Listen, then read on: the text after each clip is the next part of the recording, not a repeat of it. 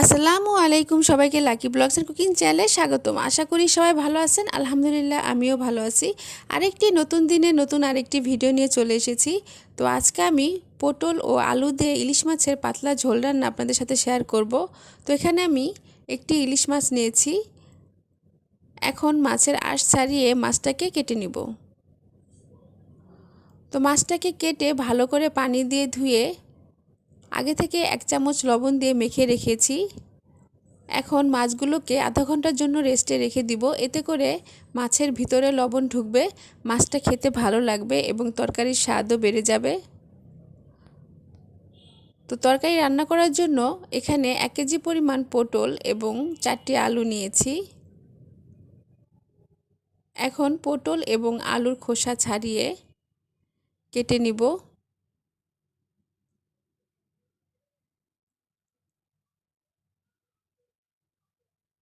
তো এভাবে পটল এবং আলু কেটে ভালো করে পানি দিয়ে ধুয়ে নিয়েছি। আর আলুগুলোকে এভাবে চ্যাপ্টা করে কেটে নিয়েছি। আপনারা আপনাদের পছন্দ অনুযায়ী কেটে নেবেন। আর পটলগুলোকে 2 টুকরা করে নিয়েছি। এখন রান্নায় চলে যাব। আর এজন্য আমি চুলায় হাঁড়ি বসিয়ে গরম করে পরিমাণ মতো সরিষার তেল দিয়ে দিয়েছি। এখন কেটে রাখা পেঁয়াজ এবং কাঁচামরিচ দিয়ে দিব। আর পেঁয়াজটাকে লম্বা করে একটু মোটা করে কেটে নিয়েছি। এখন পরিমাণ মতো আদা রসুন জিরে বাটা একসাথে দিয়ে দিব। পরিমাণ মতো হলুদের গুঁড়া, ধনিয়ার গুঁড়া, লাল মরিচের গুঁড়া,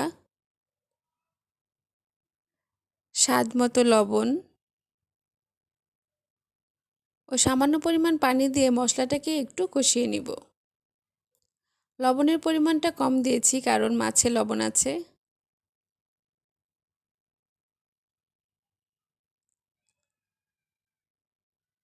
এখন কেটে রাখা আলু দিয়ে দিব। আর আলুগুলোকে 5 মিনিট কষিয়ে নিব। আমার ভিডিওটা যদি আপনাদের ভালো লেগে থাকে তাহলে লাইক, কমেন্ট, শেয়ার করে দিবেন। আর অবশ্যই সাবস্ক্রাইব করবেন।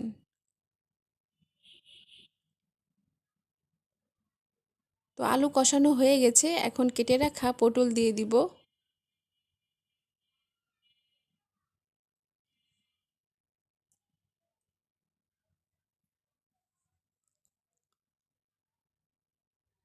পটল এবং আলু আমি আরেকটু কষিয়ে নিব।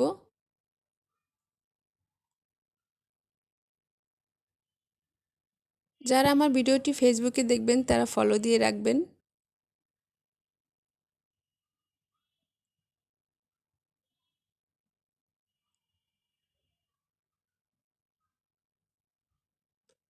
তো পটল এবং আলু কষানো হয়ে গেছে। এখন ঝোলের জন্য পরিমাণ মতো পানি দিয়ে দিব।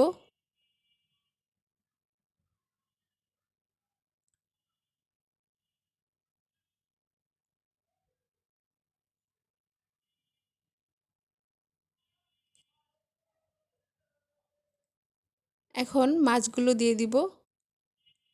আর এভাবে আমি সবগুলো মাছ দিয়ে দিব।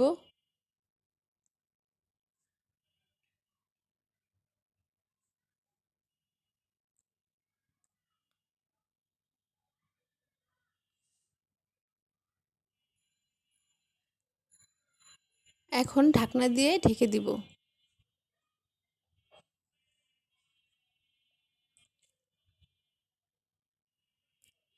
তরকারি এখন নাড়ব না, নাড়লে মাছ ভেঙে যাবে। এভাবে আমি একটু ঢুলিয়ে দিব, এতে করে মাছ ভাঙার সম্ভাবনা নেই।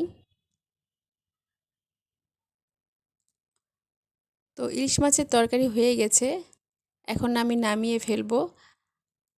আর পাতলা ঝোল খেতে ভালোই লাগে ইলিশ মাছের।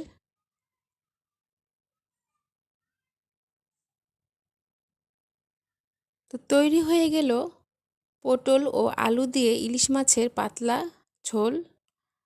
তো এই গরমে ইলিশ মাছের পাতলা ঝোল থাকলে গরম ভাতের সাথে আর কিছুই লাগে না। তো এভাবে আপনারা রান্না করে খেয়ে দেখবেন। নতুন নতুন ভিডিও দেখতে আমার চ্যানেলের সাথে থাকবেন। ভিডিও নিচে বেল আইকনে ক্লিক করবেন যাতে নতুন কোনো ভিডিও ছাড়লে আপনাদের মোবাইলে নোটিফিকেশন চলে যায়। সবাই ভালো থাকবেন। আল্লাহ হাফেজ।